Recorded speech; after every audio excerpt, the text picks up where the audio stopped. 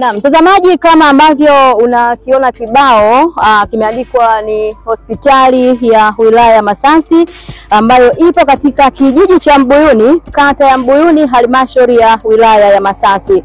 Ni umbali wa kilomita 2 tu kutokea barabara kuu. Hii barabara ambayo inatokea Newala, lakini hii barabara ambayo inatokea Masasi. Tutatembea kwa miguu kama ambavyo mimi hapa nafanya hivi, natembea mdogo mdogo kuelekea hospitali ya wilaya ya Masasi.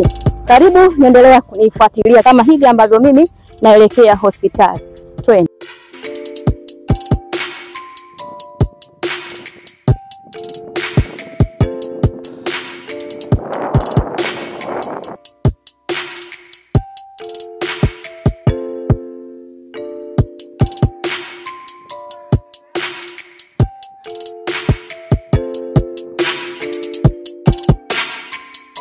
Na sasa tunaelekea mahali mahususi na kwenda kuona huduma mbalimbali ambazo zinatolewa katika hospitali ya wilaya hii ya Masasi.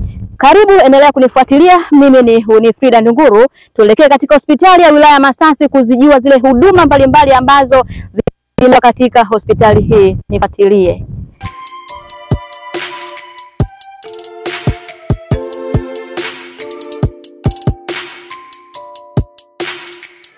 Naitwa Ruben Asangarisi Mwakilima, mganga mkuu wa halmashauri ya wilaya ya Masasi. Nikianza kuelezea hatua na mafanikio na namna ambavyo hospitali yetu ya halmashauri ya wilaya ya Masasi ilipoanza kujengwa, lakini na nini kinapatikana hasa kwa wananchi na manufaa wanayopata. Huu ni uwekezaji mkubwa ambao umeanza siku za nyuma kidogo na kwa hatua. 2019 ulianza uwekezaji na ujenzi ambapo halmashauri yetu ya wilaya ilipokea bilioni 1.8 ambapo ilipokea katika awamu 3.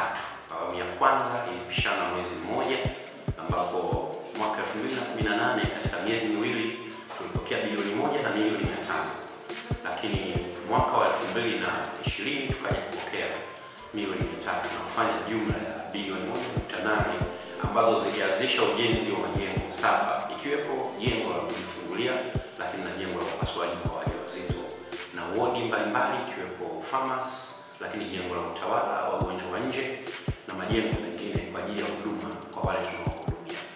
Lakini bahati nzuri serikali haikusita kuongeza kiwango kingine cha fedha kiasi cha milioni 500 ambacho kilijenga wodi 3 ikiwepo wodi ya watoto, lakini na magonjwa ya ndani kwa wanawake na wanaume, yani wodi 3.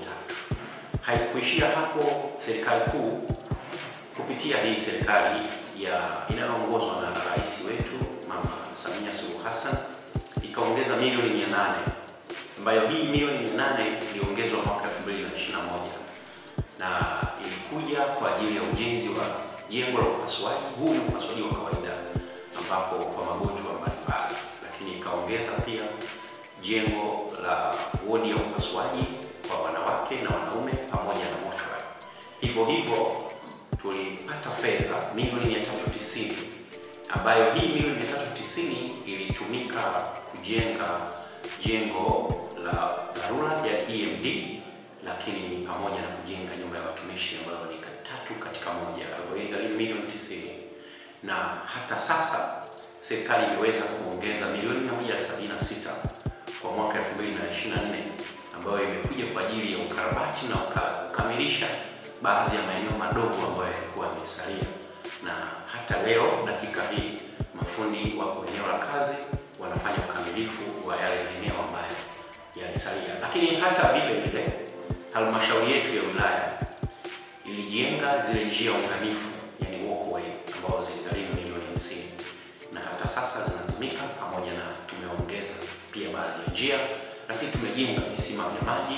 Lakini pia serikali yetu mwaka wa 2024 kupitia ofisi ya rais, yani tawala za mikoa na serikali za mitaa TAMISEMI, wameleta fedha kwa ajili ya ujenzi wa oxygen plant jengo, yani jengo ambalo kutakuwa kuna mashine ambazo zimeshaletwa na zinafanya kazi za uchakataji na utengenezaji wa hewa tiba, yani oxygen kwa ajili ya matibabu kwa wagonjwa wetu katika halmashauri yetu, lakini katika halmashauri jirani kama halmashauri ya Masasi mji, lakini na Nyumbu, Newala pamoja na halmashauri zingine. Na huu ni mtambo unaochakata hewa tiba kwa eneo letu hili, yani mkoa wetu huu wa Mtwara. Tunayo moja hapa kwetu, lakini na wapo majirani zetu wa Ruangwa ambao ni mkoa wa Lindi, ni jirani zetu ambao tunapakana nao. Kwa hiyo utaona huu ni uwekezaji mkubwa ambapo unagharimia fedha nyingi. Na ukija tena kwenye vifaa tiba, hili jengo la dharura yani EMD, yani hii idara ya dharura ililetewa vifaa ambavyo ni zaidi ya milioni 500, tukijumuisha x-ray ndogo kwa ajili ya jengo pamoja na vifaa vingine kusaidia upumuaji pamoja na ufuatiliaji wa wagonjwa wale ambao wako katika hali mbaya na dharura. Lakini pia halmashauri yetu imefanikiwa 2019 ilipokea milioni 500 kwa ajili ya vifaa tiba vile vya kuanzia. Ila kwa awamu hii, awamu ya 6, tumefanikiwa kupata milioni 500 nyingine ambayo ilikuja kwa ajili ya vifaa tiba ikijumuisha zahanati na hospitali.